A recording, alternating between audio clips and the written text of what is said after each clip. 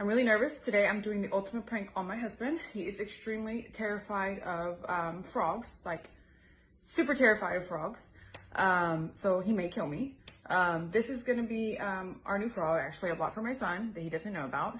I'm actually using a glove because I'm not used to him yet. But he's super... Babe! Are you still taking a shit?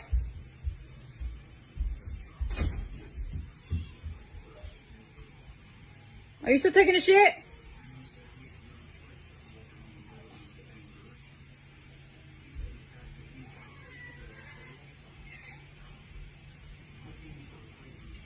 Yeah, man. All right.